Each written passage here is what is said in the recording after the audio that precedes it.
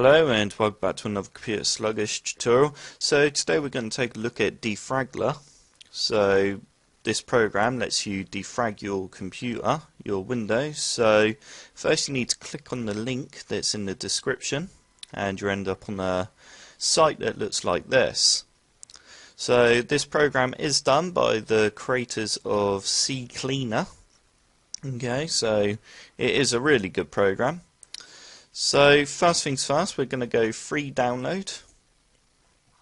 Okay. And we're just going to download it from their main website. Okay, and we're going to go save file. And we're now going to run that .exe. Okay, just minimize that. So now we're going to run the setup. So we're going to go next. And okay, that all seems fine. So I'm going to go install. Okay, and we're now going to go run Defragler.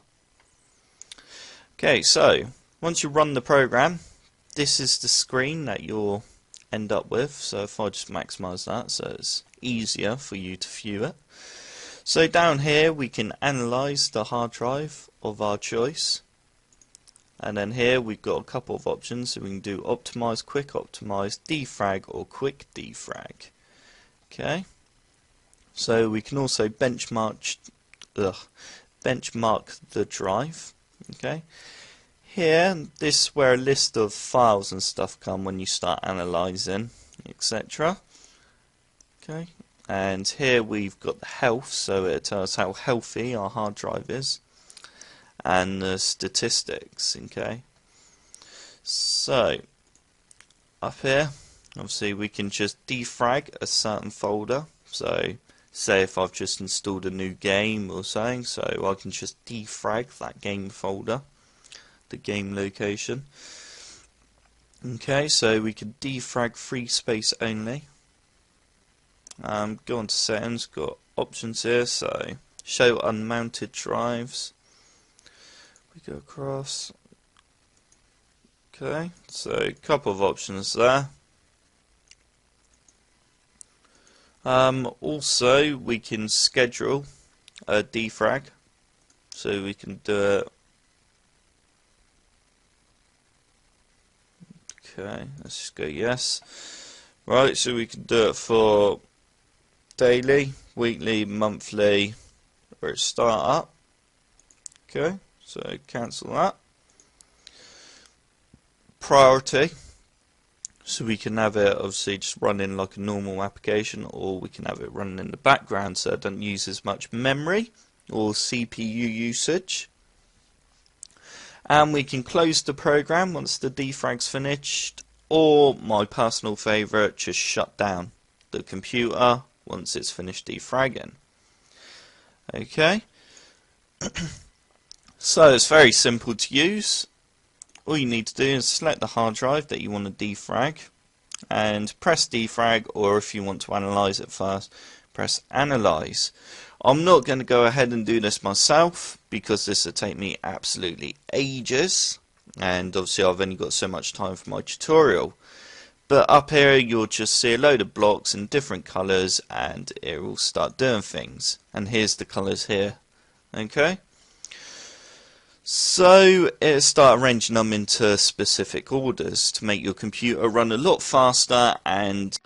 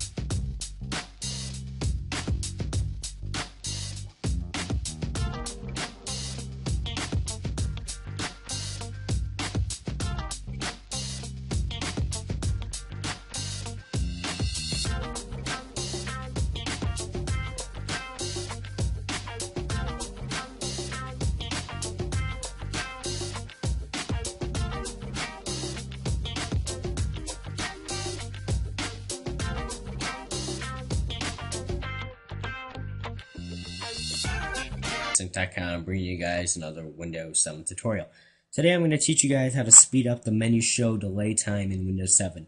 So this will show you how to change the amount of time it takes for a menu in Windows 7 to pop, fade, or slide open when you run the mouse pointer over it. This only affects the user account that you are currently logged onto. And here's just a quick tip for you guys who know how to open up the visual effects panel. The fade or slide menus into view and the fade out menu items after clicking option will also affect how fast menus open and close. Unchecking these options will help speed it up in addition to doing the steps in the tutorial below. So right off the bat, let's get into the tutorial. Go to the start menu and search reg edit. This will bring up a registry editor. I already did this because I recorded it with Fraps, but I did not like it because I was getting horrible frames per second. So once in registry editor, just go ahead and expand HKey current user. And if you just heard that noise, you just got an email. That's my iPod telling me that. Then expand control panel, and then click on desktop. And then scroll down a bit till you see a value called menu show delay. Just go ahead and right click and do modify. And for the value data, yours by default should be 400, but mine is 1 because I already did this. Now basically type in a number between 0 to 4, or actually 4,000 actually. 400 is default. I use 1 and this is for how many milliseconds you want the menu to wait before it opens. So I'm going to go ahead and type in 1. I'm going to press OK, and I'm going to exit. I'm going to log off, log back on, or even restart the computer, and it should work now. Now basically the lower the number, the faster response time is. If you use an entry of 0, there is no menu display delay. However, it is not recommended to use 0 though, since the menus may be hard to navigate at that speed. So basically just close that, click OK to apply, close registry editor, log off, log back on to apply the changes. So that's it. Let me know if you have any questions or comments. Please rate us, subscribe, comment, and do all that stuff. Another lightweight, fast web browser, and really was designed, I think, with a lot of the XFCE principles in mind, being very fast and light on resources. I'm recording this, and I'm only at 1 gigabyte of RAM used. I have a couple open windows, and I'm previewing my recording too. So quite a lot of things going on, and it's not overloading the system. It's a very pleasant and simple looking web browser. The commands are straightforward. Go back to the previous page, next page, refresh, bookmarks, the URL. DuckDuckGo is the default browser, and I have an ad blocker installed, and I can get to my menu of tools here. And right across here is my tab bar, and if I were to open up another tab bar, I have access to a speed dial. The speed dial is mouse sensitive, so I can move these around. Very nice, and it's very easy to add and remove additional speed dials. Very nice. We take a look at the preferences. Drop down here and find preferences. Second from the bottom, and you can see this is, I think, the weakness of the browser is if you're used to a lot of extensions, you're not going to get it with Midori, but you are going to get a light, fast browser that does have an ad blocker and a cookie manager and a cookie security manager. Those are kind of nice extensions. Okay. Does have a notes program. And there you go. So that's the extent of the extensions for it. Clicking on privacy, it's got pretty good cookie controls. And you can see I can set up what I want to show at startup, change my fonts, what my behavior is going to be. So it's very nice, very compact, very simple and easy. So I like that a lot because it's about making your life easier, not harder. And there it is, full size. And we can take a look at this as Midori's home page, and they're stressing their performance, the simplicity of it, and very customizable settings that you can use. You don't get lost in 1,000,001 different choices. So it's quite nice. And if you're looking for a light browser that is fast, you give Midori a try. I think the only negative on it really is the fact that it doesn't have a lot of extensions. But if you're not in the market for a lot of extensions and you want something super lightweight and fast, Midori is a good choice. Thanks for watching. Video here, you are going to find out how to disable startup programs on Windows 10. Now, what exactly are startup programs? Startup programs are the programs that start when your computer is turning on.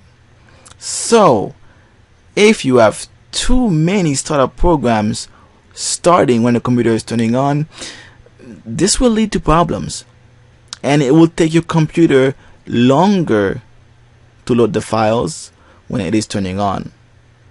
So it's really important that you keep startup programs in check, and it is very important that you disable unnecessary startup programs that you don't need. So we're going to find out how to do this. There are many ways to do this, as long as you access the task manager, and you can click on the start button right here and type task manager in the search bar and then click on it. This will take you to a task manager, or you can press Ctrl Alt Delete, and this will bring up the task manager. Now, if when you open the task manager it shows you this small screen, simply click on more details right here. Click more details, and now click the startup tab.